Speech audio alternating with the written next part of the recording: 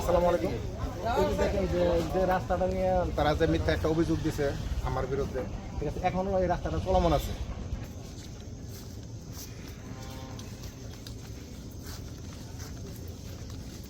সামাজিক যোগাযোগ মাধ্যম সহ মিডিয়াতে মিথ্যা ও বানোয়ার তথ্য দিয়ে অপপ্রচারের প্রতিবাদে সংবাদ সম্মেলনে উপস্থিত এলাকার গণ্যমান্য ব্যক্তিবর্গ, মুরব্বিয়ান, মহিলাগণ, বন্ধুবান্ধব ও সাংবাদিকবৃন্দের সকলের প্রতি রইল আমার সালাম।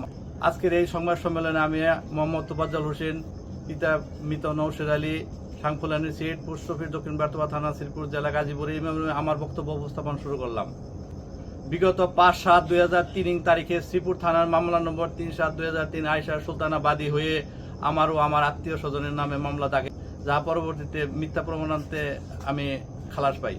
বিগত 15/5/2023 তারিখে জমিলা খাতুন বাদী হয়ে মানে আয়েশার মা বাদী হয়ে মিস মোকদ্দমা 79/2003 দায়ের করেন, যাহা আমার ও আমার আত্মীয় স্বজনের নামে ধারা 107, 114, 117 গ উক্ত মিস মোকদ্দমার জবাদান্তে নিষ্পত্তি হয়।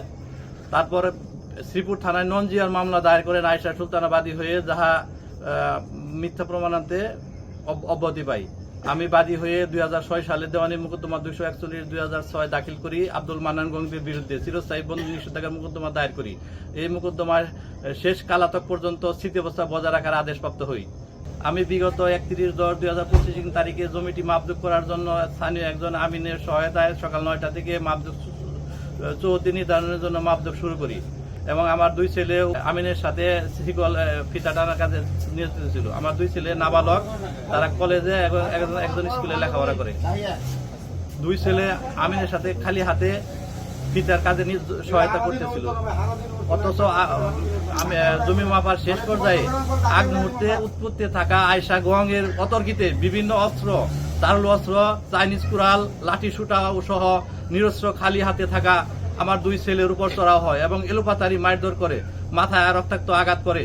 আয়েশা গং সকলের চারদিক থেকে ঘিরে ব্রাশ, বাঁশ ও অন্য ধারালো অস্ত্র দিয়ে আঘাতের পর আঘাত করে মাটিতে ফেলে রাখে।